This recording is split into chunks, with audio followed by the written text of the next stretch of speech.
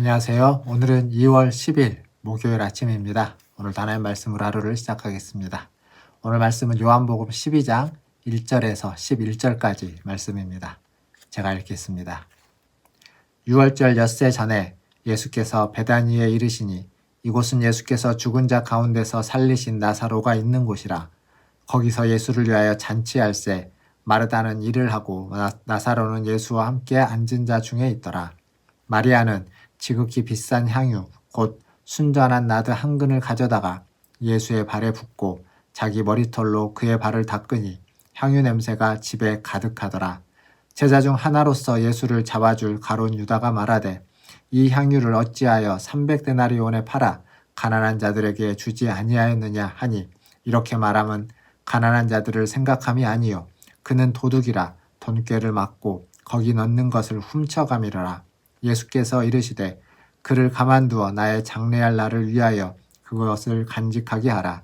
가난한 자들은 항상 너희와 함께 있거니와 나는 항상 있지 아니하리라 하시니라. 유대인의 큰 무리가 예수께서 여기 계신 줄을 알고 오니 이는 예수만 보기 위함이 아니요 죽은 자 가운데서 살리신 나사로도 보려 함이러라. 대제사장들이 나사로까지 죽이려고 모이하니 나사로 때문에 많은 유대인이 가서 예수를 믿음이러라. 아멘. 오늘 말씀은 베다니에서 있었던 잔치에 대한 이야기입니다. 이 잔치는 죽었던 나사로가 살아난 것을 기억하고 기념하고 또 그것에 감사하면서 예수님을 위하여 벌인 잔치였습니다. 이 잔치는 나사로의 부활, 나사로에게 부어진 생명, 기적과 표적과 능력을 축하하고 감사하고 또 그 일을 통해서 하나님께 영광을 돌리는 감사하면서 드리는 잔치였습니다. 예수님도 계셨고 또 많은 사람들이 그 잔치에 와서 함께 기뻐하고 즐거워했다는 것을 알 수 있습니다. 그런데 오늘 말씀을 보니까 1절에 6월절 엿새 전에라고 되어 있습니다. 이 6월절은 이제 예수님이 십자가에 달려 죽기 위하여 잡히시는 그 6월절을 말합니다. 결국 이제 곧 엿새 후에는 예수님이 죽음을 맞이하게 될 것인데 그 엿새 전에 잔치에 참여하고 있는 거죠. 그것도 부활과 생명이 충만한 잔치에 죽음을 앞에 두고 있는 예수님이 참여하고 있습니다. 그 죽음을 뒤에서 마리아는 향유를 부으면서 예배해 주고 있습니다. 오늘 말씀에서 잔치의 현장을 보면 마르다는 일을 하고 있고 나사로는 예수와 함께 앉아 있습니다. 잔치를 누리고 즐기고 있는 것입니다.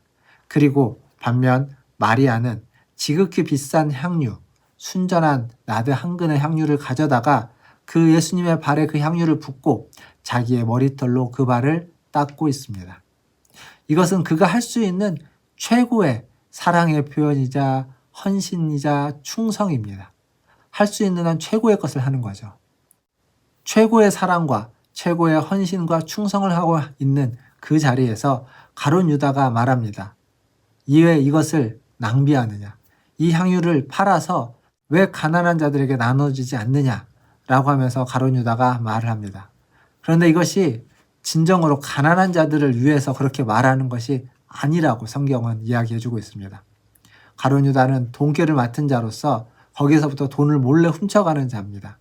그래서 가난한 자들에게 줄 돈 때문이 아니라 자기가 훔치기 위해서 왜 가난한 자들을 앞에다가 내세우고 있는 겁니다. 사랑하는 성도 여러분, 자신의 욕심과 탐욕을 감추기 위해서 명분을 앞에 내세우는 사람들이 있습니다. 그래서 어떠한 일을 하기보다는 자꾸 무엇을 하는데 그것을 막는 사람들이 있습니다.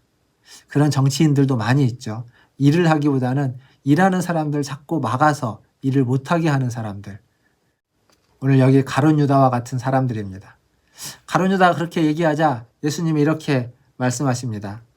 그를 가만히 두어라. 그는 나의 장례를 준비하는 거다. 나의 장례를 위해서 그렇게 하는 거다. 그리고 가난한 사람들은 항상 너희와 함께하지만 나는 항상 너희와 함께하지 않는다.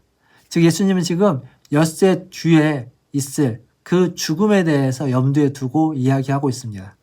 마리아는 잘 몰랐지만 마리아는 충성하고 헌신하고 사랑의 표현이었지만 그것이 엿새 뒤에 있는 예수님의 장례를 준비하는 것이라는 것을 예수님은 알고 있었습니다. 그래서 이 부활의 잔치 속에, 부활의 잔치 가운데 예수님은 그 죽음에 대한, 십자가의 죽음에 대한 이야기를 넌지시 건네고 있습니다. 사랑하는 성도 여러분, 우리의 삶 속에서 주님은 이렇게 말씀하실 때가 있습니다. 우리는 잘 모르기에 주님이 넌지시 건네는 말을 잘 이해하지 못하는 때도 있습니다. 그렇지만 우리의 마음을 열고 우리의 귀를 열고, 아니 우리의 진심 어린 사랑과 헌신과 충성은 우리가 잘 몰라도 주님이 하실 그 일을 준비하는, 그 일을 예비하는 그러한 충성과 헌신이 될 줄 믿습니다. 또한 오늘 말씀을 보면 많은 사람들이 이 잔치에 왔습니다. 이 잔치에 참여했습니다. 그런데 그 이유가 예수만 보기 위함이 아니요 죽은 자 가운데 살아난 나사로도 보기 위함이다 라고 성경은 기록하고 있습니다. 즉 부활한 나사로가 증인으로 그 자리에 있다는 거죠. 그래서 그 나사로를 보고, 그리고 그를 살린 예수님도 보고, 대제사장들은 그 나사로를 보고 사람들이 믿는다고, 많은 유대인들이 믿는다고 판단했기에 그 나사로까지 죽이려고 모의합니다. 예수님을 죽이려고 했고, 예수님만 죽여서 될 일이 아니라 그 증인과 같은, 증거와 같은 그 나사로도 함께 죽어서 없애야만 자기들의 기득권과 그 종교적인 권력을 그들은 놓치지 않을 거다라고 생각을 했던 것 같습니다. 그래서 죽이려고 하는 겁니다. 사랑하는 성도 여러분, 나사로는 부활의 증인, 부활의 증거였습니다. 우리도 나사로처럼 부활의 증인, 부활의 증거로 부름받은 자들입니다. 죄로 말미암아 죽을 수밖에 없는 우리가 주님의 십자가로 말미암아 구원을 받았고 생명을 얻었습니다. 그 일에 우리는 증인이고 우리가 증거입니다. 나사로처럼 다른 사람들이 그를 보고 예수를 믿게 되었던 것처럼 다른 사람들이 우리를 보고 예수를 믿게 되기를 바랍니다. 나사로와 같은 그러한 부활의 증인이자 증거가 되시는 저와 여러분 다 되기를 주님의 이름으로 축원드립니다. 기도하겠습니다. 하나님 아버지 감사합니다. 오늘도 이 말씀을 통하여서 하나님 나사로와 같은 부활의 증인으로, 부활의 증거로 우리가 살아가게 하여 주시옵소서. 우리를 통하여, 나사로를 통하여 많은 이들이 예수님을 믿은 것처럼 우리를 통하여 많은 이들이 예수님을 만나고 경험하고 믿게 하여 주시옵소서. 뿐만 아니라 하나님 마리아처럼 부지 중에 예수님의 장례를 준비한 그의 순전한 사랑과 헌신과 충성을 기억합니다. 우리도 아버지 하나님 주님의 그 일을 위해서 하나님 우리의 헌신과 충성과 아버지 하나님 순전한 사랑이 사용되어지기를 간절히 소원합니다. 우리가 다 헤아려 알지는 못하겠지만 하나님 하시는 그 일에 하나님 부지 중에라도 동참하며 손을 얹고 발을 얹을 수 있는, 하나님 우리의 마음을 얹을 수 있는 우리가 되게 하여 주시옵소서. 하나님 여전히 어렵고 힘든 시기를 보내고 있습니다. 하나님 육신의 연약함, 마음의 흔들림, 마음의 상처, 그리고 믿음이 연약해진 우리 모든 성도들을 기억하여 주시고 어느 곳에 있든지 어떤 형편에 처해 있든지 주님 그들의 몸과 마음과 영혼을 살피시고 하나님 그들의 믿음이 더욱 진일보할 수 있도록 흔들리지 않도록 붙잡아 주시옵소서. 또 우리 문화촌제일교회가 더욱 부흥할 수 있도록 주님 도와주시고 하나님 2022년에는 하나님 더욱더 기도하는 교회, 하나님 말씀을 사모하는 교회, 주를 더 아는 교회, 그리고 주의 일을 하나님 두 손으로 섬기는 교회가 되게 하여 주시옵소서. 주일학교를 기억하여 주시고 하나님 주일학교가 부흥 발전할 수 있도록 하나님 복된 주일학교가 될 수 있도록 주님 은혜 베풀어 주시옵소서.